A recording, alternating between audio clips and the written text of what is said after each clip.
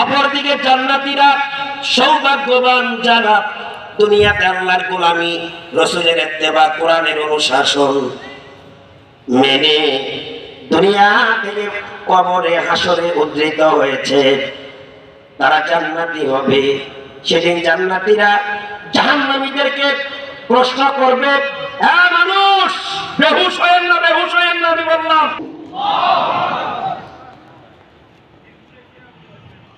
ফি জান্নাতিন ইয়াতাসাআলুনা আনিল মুজরিমিন।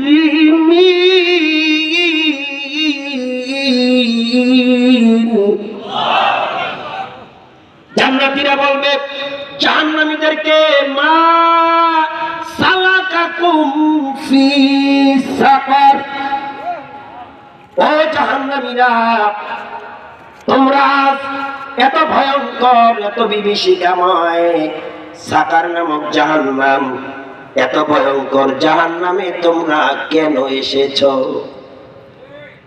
এত বিভীষিকাময় এই জাহান্নাম, কেন তোমরা আজকে এই জাহান্নামে আসলা? সানার পরে রঘুনাথপুরের কবরস্থান, কবরবাসীদের উদ্যোগে আগত আমার দিনী ভাইয়েরা কি জবাবটা দেয় শোনেন। যদি এই জবাবগুলোর উত্তর আপনার জীবনে পাওয়া যায়, আপনি নির্ঘাত, আপনিও জাহান্নামী। দেখুন জবাবগুলা, জাহান্নামীরা সেদিন বলবে, ক্বালু লাম নাকু মিনাল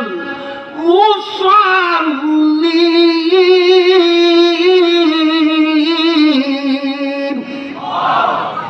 তারা চারটা কারণ দর্শাবে, এর মধ্যে এক নম্বরের কারণ বলবে, আমরা আজ এই সাফার নামক ভয়ঙ্কর জাহান্নামে এসেছি, দুনিয়াতে আমরা নামাজি ছিলাম না। কি ছিলাম না? তাহলে আমাদের মাঝে নামাজি আছে না নাই? বেনমাজি আছে না নাই? বলেন দেখি, সুস্থ মেধায় সুস্থ ভাবে নামাজির সংখ্যা বেশি না বেনমাজির সংখ্যা বেশি?